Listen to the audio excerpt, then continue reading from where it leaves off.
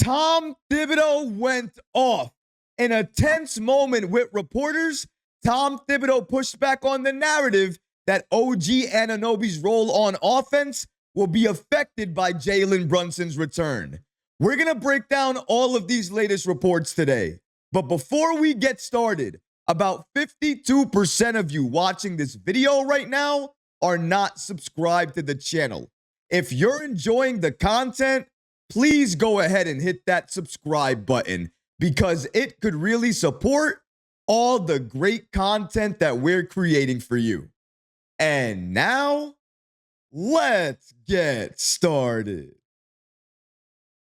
Tom Thibodeau calls out the media for comments on OG Anunoby's role. Wow.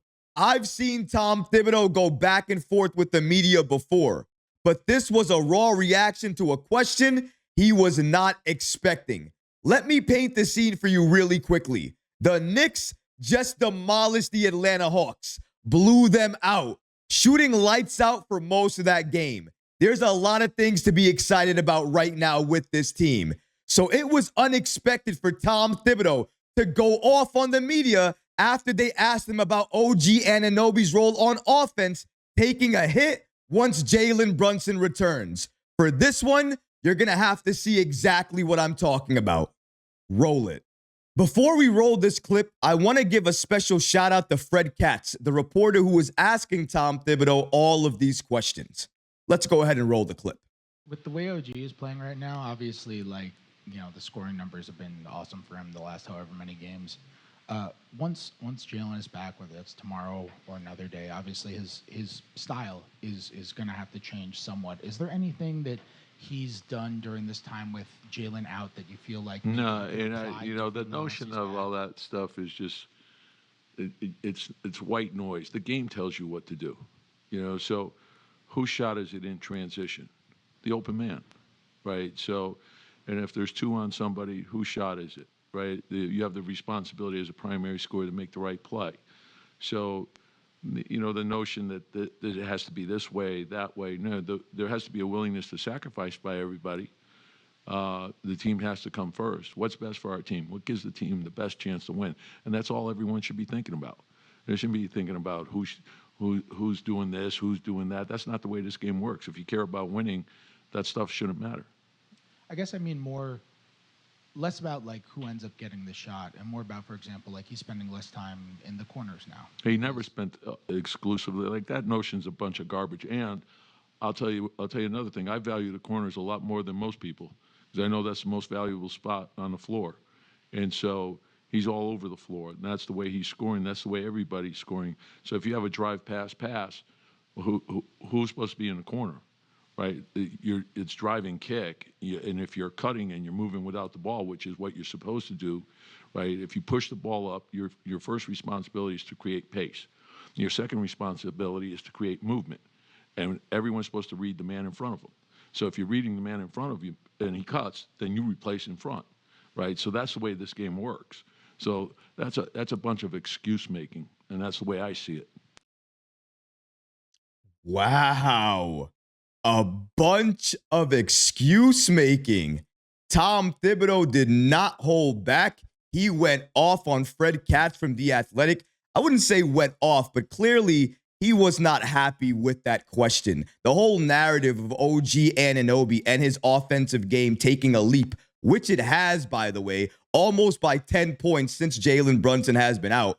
Once JB comes back, which Jalen Brunson is supposed to come back and make his return for the Knicks tonight against the Phoenix Suns. I thought that question by Fred Katz of The Athletic was a very fair question to ask because honestly, it's a question that I've had on my mind ever since I've heard that Jalen Brunson was going to return this Sunday. I've been thinking to myself, what's going to happen to OG Anunoby and Mikal Bridges on offense? Because we got to remember, it's true. When Jalen Brunson was there and he was out there for the Knicks, New York would lean on him on offense, defer to him on offense, and that would hurt the Knicks slightly because they wouldn't go to other players. Right now, we understand we don't need Jalen Brunson to be that offensive juggernaut for the Knicks to win games. We can defer to OG Anunoby, Karl Anthony Towns, Mikal Bridges, Josh Hart. They're all capable. They have all stepped up in Jalen Brunson's absence, especially OG Anunoby. So it's a fair question to ask if his role on offense will take a hit, because it shouldn't. And regarding him being exclusive in the corners, we've seen that actually from OG Anunoby. When Brunson was playing and he's penetrating and creating, where is OG Anunoby?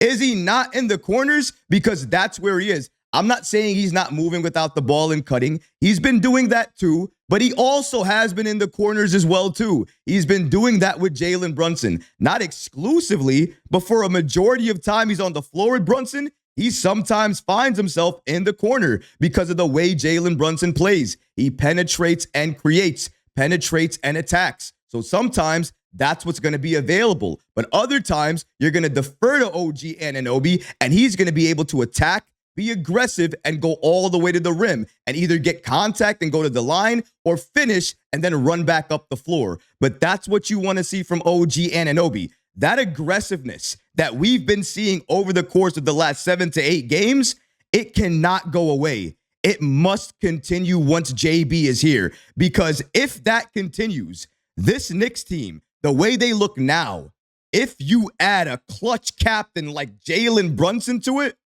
the Knicks in the postseason are going to be one of the hardest teams to beat and eliminate out of every team making it in the Eastern Conference. We're going to have the biggest question mark over our heads because honestly, we don't know what a next level with this team looks like once we are fully healthy. We haven't seen it all season long. We're about to see it possibly for the first time tonight against the Suns. And I am hype and excited about that.